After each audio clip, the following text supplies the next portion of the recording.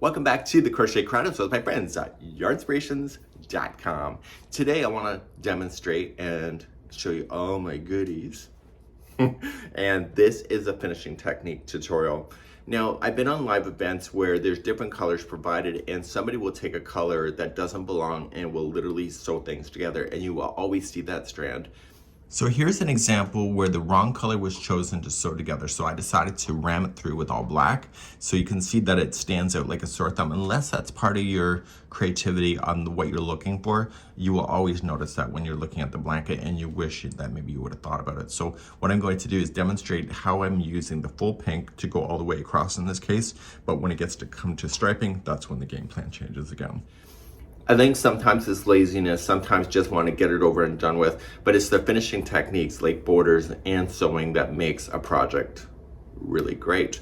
So what I'm going to do is demonstrate for you cheating techniques that you can learn. Sometimes you just have to suck it up, buttercup, and just put the work into getting the finishing technique to be perfect, because though you're just like, oh, I'm never gonna worry about it, it's the first thing you'll ever see when you look at that project again. So let's go down to my table. And let's take a look. On camera are 3 samples. I know, give me an award. I can count 1, 2, and 3. So here is different colors. So if it was the same color, like the pink to the pink, what color would you use to sew it together? Yeah, give yourself some cookies. That's right, you would use pink. So it gets really kind of dicey once the colors start changing around what colors you normally need to do. The trick with putting things together is that you have to have a common color in order to do it. So if you dare grab a piece of white and you start sewing the pieces together, what is going to be the obvious thing that's going to be noticed? You're going to notice the white's going all the way through. So you have to choose a color that is already being in play. And so what I want to demonstrate for you today is that as long as one side has the same color as here that will be pulled over to attach, it's actually pretty seamless. So you could use pink and actually travel this and continue all the way up through the black into this area because this side is pink. Where it gets kind of dicey is that when it changes out like this, what color would you use in order to put it together? You would use the blue or the pink here if it was the same row height, which it's not, it's off by 1. So you'd use the blue. You would use the black for the black section, and you can take it all the way to where the black ends. I would use the same color then to pull it together like this. So let's do a demonstration on how to put these things together. Before I get too carried away and let the horses out of the corral, not that I have horses, is that you see that these loose ends, I did not leave them there because I'm lazy. Because I know that I would want to probably sew it together and using the black, I left a long enough strand that I could use that strand just to pull it together. So instead of starting a new strand, you can do that kind of stuff too. So maybe laziness is not really the factor, maybe more practicality. So let's sew a solid to a striped item like this. So cut a long enough strand with the color that you want to use to sew. And what I normally do is that I create a slip knot on the opposite side to where the needle will be. And I do it long enough so that I can hide this tail. And what I'm going to do is just let it hold to the side. And you're going to slam the other side of that same strand through a tapestry needle of your choice. And we'll put these off to the side. So what I want to do is that I want to go across. I kind of like looking at it from a different perspective, but I just go across and I match the pieces and I match to the other side and I pick them up. Okay, be careful about it because you don't want any lumps. And when you pull through, you remember that that slip knot we did? Put the strand through the slip knot itself. That. And that will permanently lock that from ever coming out on you and pull it tight.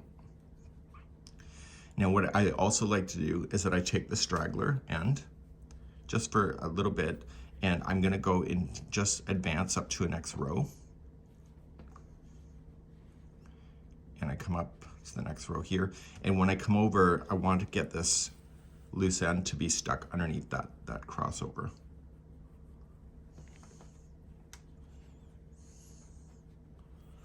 So then I'm gonna come back to the side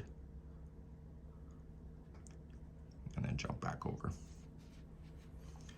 Now, as I promised in the kind of the lead into this, is that because this side is all pink, okay, and then I can just kind of toss it to the back. Because this side is all pink, I'm just going to continue with this strand. So even though the other side is black here, and what you would want to do is just come on over and then just grab onto the black.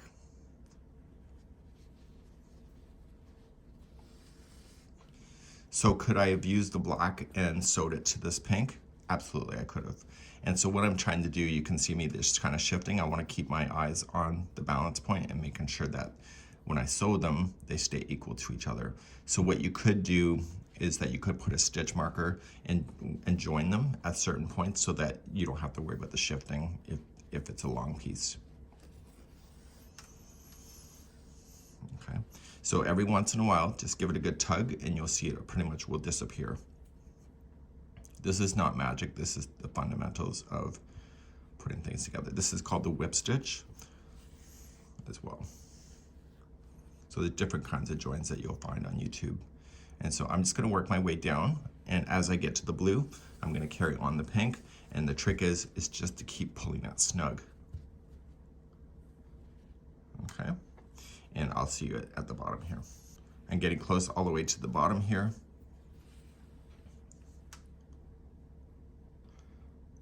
And I'm just coming all the way to the end. And so I will wanna tie this into a knot.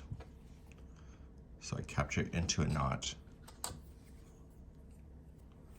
And what I do is that I turn it to the back side and I finish it off on the back. So you see it actually looks decent, and on the other side it should look the same as well. I haven't turned it over until this moment. And then I will just come in the back side and I will just weave it in. Don't let that needle come to the front side so you see it, so that color will show. So just make sure that you stay on the same side of the color that you're playing with. And you're gonna pull through. And when you pull it, you wanna make sure that everything stays equal to each other. And you're okay to put another knot in there if you feel safer to do that. Just a little one. And then you can weave in your ends.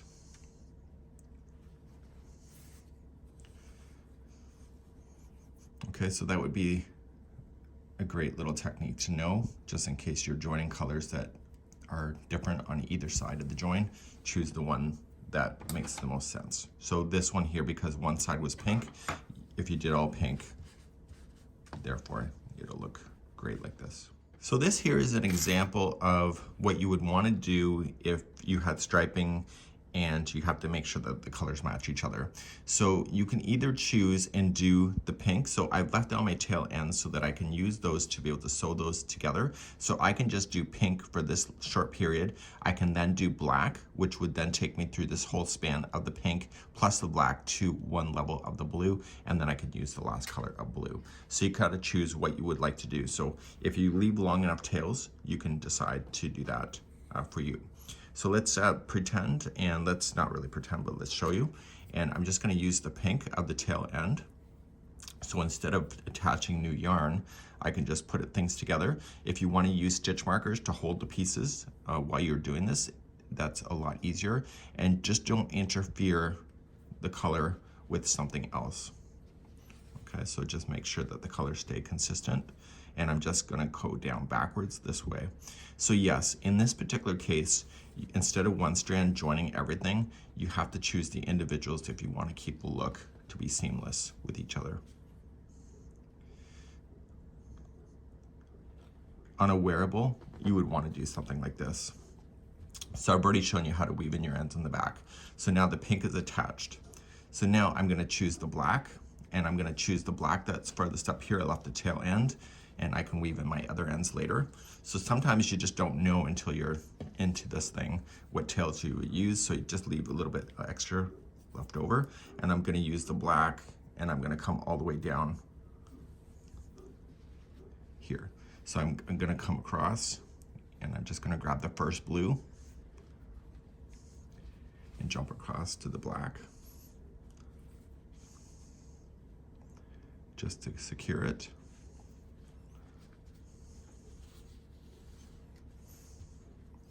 And then I'm going to go all the way down, just like I showed you with the pink already, just going across. So when it's black to black, you're never going to see this at all. Just take your time. It is not a race. So I think that's a lot of the issues, is that people get to an end of a blanket and they want to rush a border or do anything at the end, and then they just want to put less time into it. Some people, it's laziness. Other people just don't really care so much. So it just, you have to do what is best in your own brain. So there's never a right solution. So I'm coming all the way down to the base here of just where this color ends. Take it to the back side, so don't go all the way down because you don't want the color to interfere, and then just securing your tails on the back side here, just like I showed you before. So just make sure that everything looks decent, and we're gonna continue then up into the blue. Finally, then I'm gonna look at the blue here, and I want the blue to match just where the blue is, and just coming straight across and down. Okay, just like you did before. And then you want to take it to the back side, so just pull things nice and tight as you go, and it'll pull that join nice together, and then you'll secure it on the back side too.